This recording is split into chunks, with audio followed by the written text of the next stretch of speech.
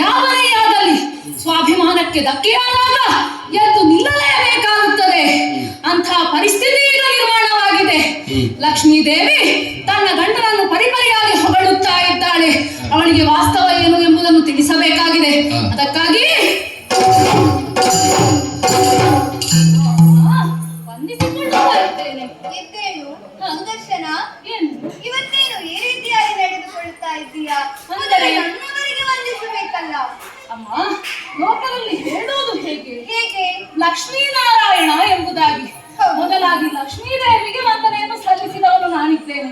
ಸರಿ, ಇನ್ನು ನಿಮ್ಮ ಗಂಡನಿಗೆ ವಂದನೆ ಬೇಕಾ? ಅಲ್ಲ, ವಿಷಯ ಏನು ಗೊತ್ತಾ? ಸತಿ ಅರ್ಥ ಪತಿ, ಪತಿ ಅರ್ಥ ಸತಿ. ಸತಿಗೆ ಕೊಟ್ರೆ ಪತಿಗೆ ಕೊಟ್ಟ ಹಾಗೆ, ಪತಿಗೆ ಕೊಟ್ರೆ ಸತಿಗೆ ಕೊಟ್ಟ ಹಾಗೆ. ಇನ್ನೀಗ ನಮಸ್ಕಾರ. ಬಂತು ಬಂತು. ಸರಿ, ಈಗ ಏನು ಬಂದೆ ನೀನು? ನಾನು ಬಂದದ್ದ? ನೀವು ಮಾತಾಡುವುದನ್ನೆಲ್ಲ ನಾನು ಕೇಳಿಸಿಕೊಂಡಿದ್ದೇನೆ. ಮಾತಾಡುದು? ಹೌದು. ಗಂಡ ಹೆಂಡತಿಯರು ಮಾತಾಡುವುದನ್ನು ಕದ್ದು ಕೇಳಿಸಿಕೊಳ್ಬಾರ್ದಲ್ಲ. ನೀವು ಮಾತನಾಡುವಾಗ ಯಾರಾದರೂ ಇದ್ದಾರಾ ಅನ್ನುವಂತಹ ಗಮನ ನಿಮಗೆ ಇರ್ಬೇಕಿತ್ತಲ್ಲ. ಸರಿ, ಈಗ ಬಂದ ವಿಷಯ ಹೇಳು. ಮಾತನಾಡ್ಲಿಕ್ಕಿದೆ, ಸ್ವಲ್ಪ ಹೀಗೆ ಬನ್ನಿ. ಹಾಗಾದ್ರೆ ನಾನು ಏನು ಮಾಡುದು? ಬನ್ನಿ ಬನ್ನಿ, ಸ್ವಲ್ಪ ದೇವರ ಹಾಗೆ ಕೂತುಕೊಂಡಿರಿ. ಆದ್ರೆ ಒಂದು ವಿಷಯ ಹೇಳ್ತೇನೆ. ಏನು? ನಿಮ್ಗೆ ಮಾತನಾಡ್ಬೇಕು ಅಂತ ಇದ್ರೆ ನನ್ನ ಪರವಾಗಿದ್ರೆ ಮಾತನಾಡಿ, ಇಲ್ಲದಿದ್ರೆ ಸುಮ್ಮನೆ ದೇವರೇ ಹಾಗೆ ಕೂತ್ಕೊಂಡಿರ್ಬೇಕು. ಸರಿ ಅಮ್ಮ, ಏನು? ಒಂದು ಮಾತಮ್ಮ.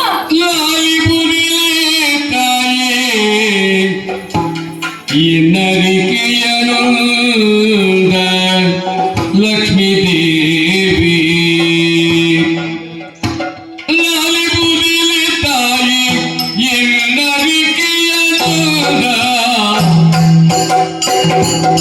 ಲಕ್ಷ್ಮೀ ದೇವಿ ಲಕ್ಷ್ಮೀ ದೇವಿ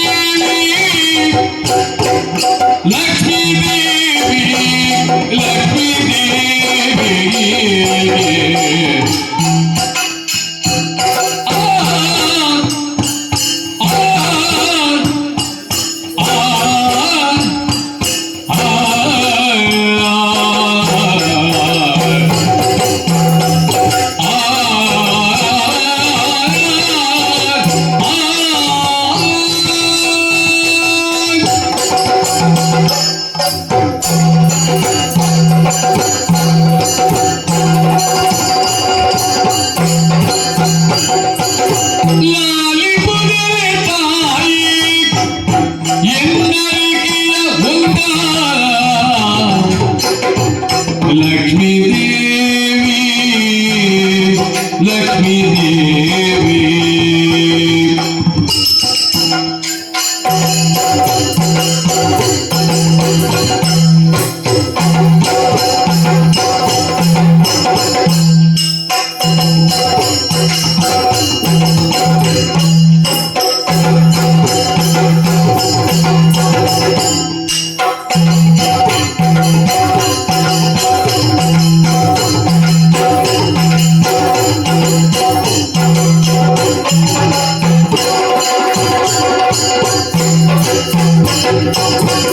ನಿಮ್ಮ ಲೋಲನ ಪೊಗಳುತ್ತಲಿರುವುದು ಪೊಗಳುತ್ತಲಿರುವುದು ಪೊಗಳುತ್ತಲಿರುವುದು ಪೊಗಳುತ್ತಲಿರುವುದು ಸಗದವು ಲಕ್ಷ್ಮೀ ದೇವಿ ನಿಮ್ಮ ಲೋಲನ ಪೊಗಳುತ್ತಲಿರುವುದು ಸಹಜವು ಲಕ್ಷ್ಮೀ ದೇವಿ